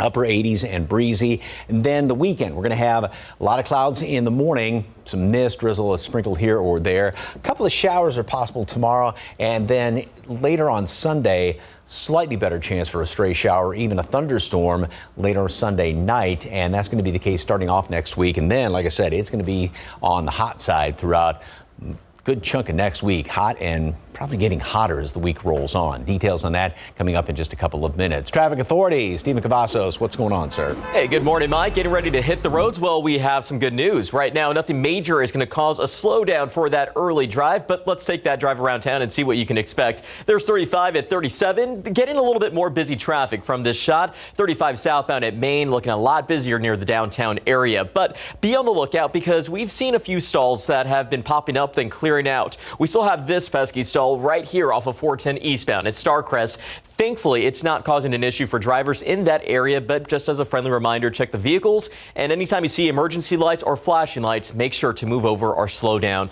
Like to get a big look at the map right now. Let's get that bird's eye view at 6:33 this morning. You can see a lot more green than anything else. So that's a great way to start a Friday morning. And if you plan on heading into the Alamo City, there is no need to rush. But we do want to remind our friends up in Bulverde, 281 southbound, a 29-minute drive time. So you can expect some slight slowdowns if you're trying to get down to here to the area, but nothing major just yet. So one last look around town, US 90 at Couples. The morning is moving, but we'll have more updates coming up a little bit later on. Guys? Thank you, Stephen.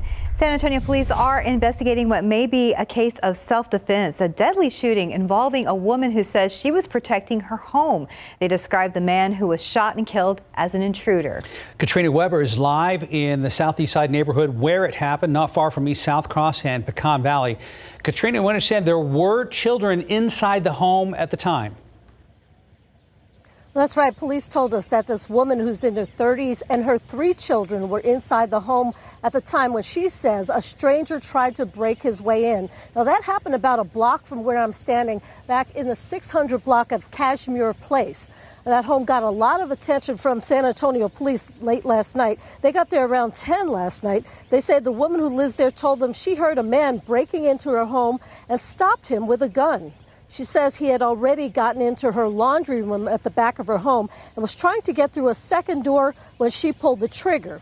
The man was hit in his chest and died on the way to the hospital. Police did question that woman at length at her home, and they say their investigation is continuing this morning. Reporting live on the southeast side, Katrina Weber, KSAT 12 News.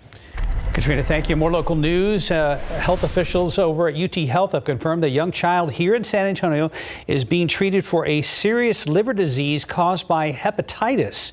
UT Health not identifying the child or where they're being treated. The medical school says there are cases of this mysterious liver disease in South Texas and across the nation. They say it is occurring in otherwise healthy children. Well, we got some rain and the cooler temperatures earlier this week, but the summer heat is not far away here in South Texas. And the upcoming hot temperatures have motivated 2 district council members to bring awareness to heat-related illness among construction workers. So District 7 Councilwoman Ana Sandoval and District 4 Councilwoman Adriana Rocha Garcia have proposed creating a task force on heat illness prevention for construction workers. Sandoval says there may be more construction projects for San Antonio in the coming months, so the protection of the workers is a priority. We're about to go into this bond cycle, which if the voters approve, we're going to have a lot of construction out there. It is absolutely imperative that we don't lose a single worker on the job. And to help prevent heat-related illness, the councilwomen are asking to better educate workers on heat illness prevention measures. Well, 7 months in, and the San Antonio Symphony is still on strike. Once the differences between the board and musicians are resolved, how do they ensure to build a stronger future? KSAT has reached out to the Kansas City Symphony. That organization went through a major revamp about 40 years ago after the previous organization filed for bankruptcy. The executive director for the Symphony there says it took vision and strong financial support and a few years to get things going. He says it's vital for members of the organization to put away or put aside bad blood and work together to move the wheel forward for a stronger future. When that flywheel is stopped, it takes extraordinary efforts to do anything, to move anything forward.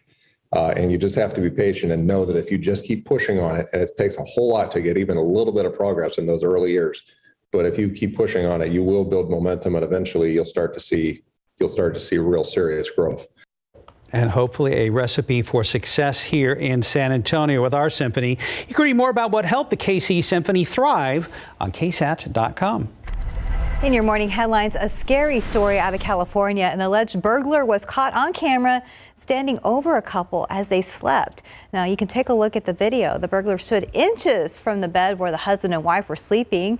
The couple says they had no idea he was there. Even more disturbing is what the suspect said to a nurse that was taking care of the couple's son the next morning. He came out of nowhere and in the couple's living room. He entered their apartment again. She told me that he said, you should lock your doors, it's not safe around here.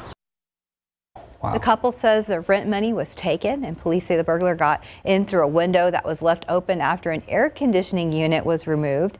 The break-in happened back in February, and police in San Bernardino are circulating the footage in case it's happened to others. That suspect was recently arrested. Thank goodness. Well, okay, right now we are going to go to break. It is 6:38, 71 degrees. And are you tired of tripping over your own feet or being labeled as clumsy? Just ahead, how yoga could save you a trip to the emergency room.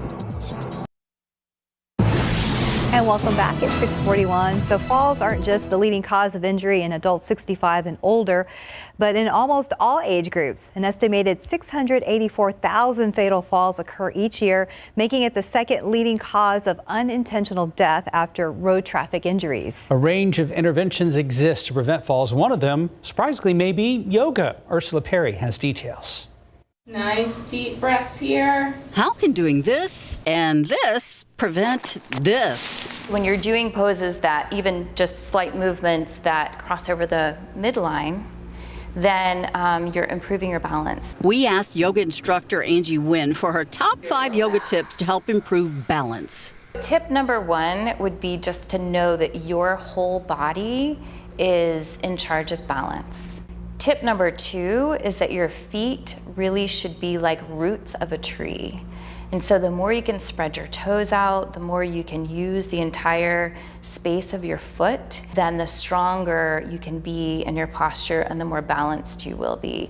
University of Miami researchers found the more activated the toes in standing poses, the greater the lower leg muscle activity, therefore targeting primary balance muscles. Tip number 3, when we are stressed, our shoulders tend to go forward. If our shoulders are back and down away from our ears, then that automatically lengthens our spine and makes our spine neutral. The 4th tip is focus. In yoga, we call it dristi. And it's really focusing your gaze on a point in front of you. And then 5th is breath. I always say that if you just do stretches without breath, you're not really doing yoga. The World Health Organization recommends 150 minutes of exercise every week, and these yoga poses can be one way to achieve that. It'll help you expand your lifespan and also reduce your risk of falling. Ursula Perry, KSAT 12 News. 6:43. Go ahead and check in with Stephen Cavazos. We're ready to drive off into the weekend. Let's get a look at TransGuide 410 at Callahan. It does look like it's getting a little bit busier out there, but thankfully at this hour, we're not spotting major issues. So let's get a look around town really quick here. 410 at FM 78. You can see people are getting through there without any trouble, but the only thing that we're really spotting right now is this stalled vehicle right here off of 410 eastbound at Starcrest Drive. That has been there for a little while, but we're not too concerned about it. Hopefully, drivers just make sure to watch out in that direction. Getting a wide look at the map, the usual slowdowns, though, along State Highway 151 and, of course, 1604. But be prepared because there will be some road work that will continue through the weekend here off State Highway 151. Some painting operations. Keep in mind, drivers, that is current, but should be wrapping up Monday, May 9th. That is overnight, 8 in the evening to 5 in the morning. You can expect full alternating main lane closures at Loop 410. So just make sure to plan your commute and, of course, keep both eyes on the road. Guys? Thank you, Stephen. Thank you. I wonder if that's a picture of Woodlawn Lake, because that's usually what Taylor will send us. Yep, there's the little I see lighthouse kind of hiding there in the shadows. Absolutely gorgeous out Tranquil. there. Uh-huh. Yeah. Almost looks like a kind of a tropical setting. I don't know why, it just seems that way. The sun. Yeah. Thank you very much for that. We will have a good-looking sunset tonight. Sunrise, not so pretty. Lots of clouds hanging around here. Still haven't seen many reports of any mist. You may run into some of it on your windshield heading off to work and school this morning, and we don't have anything being picked up on radar right now. 71 degrees, 72 Port SA, Castroville 73, and Stinson is the warm spot at 75 degrees. All of these numbers are 10 or more above their respective normal low temperatures, the average low, and we got lots of humidity out there. Of course, 60 is the threshold when you really start to, when dew points get above 60 and you start to feel the humidity, and then mid and upper 60s. Yep, it gets up there, and 70. It's leaning toward the oppressive side. Nothing where it's kind of window dripping humidity, but oh, you know that's to come. We have a pretty good breeze this morning. Rio Medina gusting to 15 miles per hour, 22 at Los Maples, and it is going to be breezy throughout the rest of the day. And we keep a lot of these thick, low clouds around here throughout the rest of the morning. 10% chance for, just to take into account, some mist or drizzle out there. And temperatures, was all said and done, we dip into the upper 60s, pardon me, and then back into the low to mid 70s with the sun peeking on through by noon, 80 degrees. Again, winds out of the south at 10, 15, 20 miles per hour, and then gusting on top of that, 25, 30 miles per hour. 88 for a high temperature later on today, which that is 5 above normal. We'll have sunshine this afternoon. Clouds come back in overnight. And again, these long-range computer models tend to kind of, broad brush things in. It's not going to be raining everywhere nor constantly, but a couple of light sprinkles, mist or drizzle to start off, and then even 1 or 2 of them in the afternoon. Then we go into Sunday. About the same situation starting off. Couple of stray showers here or there. Then going into the late afternoon and evening hours, this model wants to get a cluster of some showers and thunderstorms off to the northwest moving on in here, and that would be late Sunday night into early Monday morning. And Storm Prediction Center does have the chance for an isolated strong to severe storm northwest portions of the hill country, that corner of Edwards County and Valverde County. And this would be, again, late Sunday evening, and high winds and hail would be the biggest threats, if at all, with that. And as far as the rest of the week, it's just going to be staying on the hot side going into next week. We're going to have temperatures that will be low and then getting up toward the mid 90s as the first week of May rolls on. 80 degrees today at noon, mostly cloudy skies. High temperature makes it up to 88. Partly cloudy. Again, it is going to be breezy and still enough humidity to where you're going to notice that 88 degrees. Tomorrow, 90.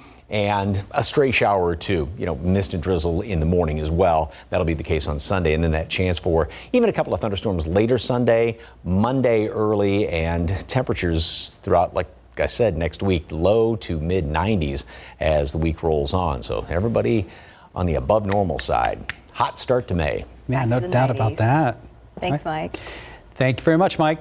Well, earlier in the newscast, we told you who the Dallas Cowboys and Houston Texans selected in last night's NFL draft. Now we're giving you a look at some of the other big picks of the first night in Vegas. ABC's Will Gans has all the top moments. NFL Draft Day, an event when old traditions come roaring or booing back. Special guests make new appearances. Everybody, Ice Cube! And the next generation of football superstars are introduced to the world. He's like a combination of Godzilla, the Cookie Monster, and the Incredible Hulk. And this guy is unbelievable. Look at me. When he's on the field, he says, I'm the captain now. And what an impression so many made on night 1 in Las Vegas. Number 1 overall pick Trayvon Walker, a defensive end from University of Georgia, going to Jacksonville. Then my father, I'm really thankful for him for being so hard on me as a young kid, and I really do thank you all for that. Second overall, Aiden Hutchinson headed home to Michigan to play for the Lions. And third, Derek Stingley Jr., whose grandfather played for the Pats, is now on his way to Houston. The 5th pick, Kayvon Thibodeau, was announced by Sam Prince, a Make-A-Wish recipient from North Caldwell, New Jersey. Sam is post-heart transplant and feeling stronger than ever, as you can see. With the 5th pick in the 2022 NFL Draft, the New York Football Giants select Kayvon Thibodeau. Thibodeau strutting to the stage with a suit by Dolce & Gabbana, decked out with red stones on the trim. Ike Ekwonu picked 6th, sporting a suit inspired by the Nigerian flag. Drake London sewing his college numbers on the inside of his suit, and Jermaine Johnson repping the schools that got him to the draft inside of his. An emotional night for so many players whose dreams have become reality at long last. You can see round 2 of the NFL draft tonight at 7 p.m. Eastern, simulcast on ABC and ESPN. Will Gans, ABC News, New York. 10 till 7, 71 degrees. And a quick look outside with live cam. Starting humid and getting to 80s, possibly 90s, definitely 90s next week. A lot of warm weather to look forward to. We'll be right back. Good morning. Coming up here on GMA, the latest from inside Ukraine. Reports that an American has been killed fighting alongside Ukrainian troops. Russia is stepping up its attack with missiles fired at the capital. And President Biden is asking Congress for $33 billion more to aid Ukraine. Also, we have an ABC News exclusive with the family of Trevor Reed. It is their first interview since seeing him back on U.S. soil after that dramatic top-secret prisoner swap with Russia. We're going to have all that and so much more coming up right here on GMA. A Southeast Side woman says she was protecting her family against an intruder. Good morning, I'm Katrina Weber. That woman told San Antonio police she pulled out a gun and shot a man who was trying to break into her home. It happened about a block away from here in the 600 block of Cashmere Place. San Antonio police got the call around 10 last night. They found the woman still at her home, and they did spend some time questioning her about what happened. They say she told them a stranger had broken into the laundry room at the back of her home and was attempting to get through a second door when she pulled the trigger. The man was shot in his chest and died on the way to the hospital. Police say the woman, who is in her 30s, told them she was inside her home with her 3 children when she heard this break-in happening. That woman is not facing any charges as far as we know right now, but police say this case is still under investigation. Reporting from the Southeast Side, Katrina Weber, KSAT 12 News. Now 5 minutes till 7.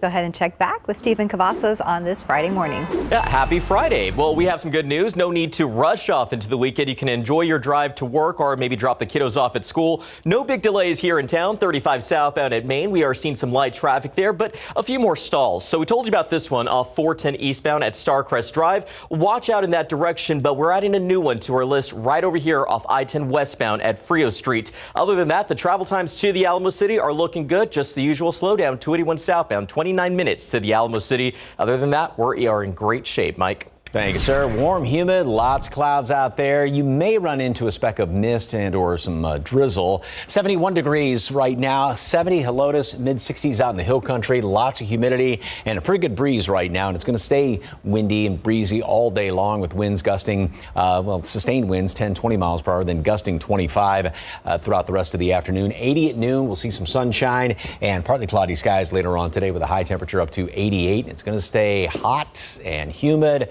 Maybe a shower or two tomorrow and a shower or storm late Sunday. And happy birthday to Willie Nelson, wherever you are this morning. 89 years old today. Happy birthday. Enjoy your day and have a great weekend. We'll see you back here at 9.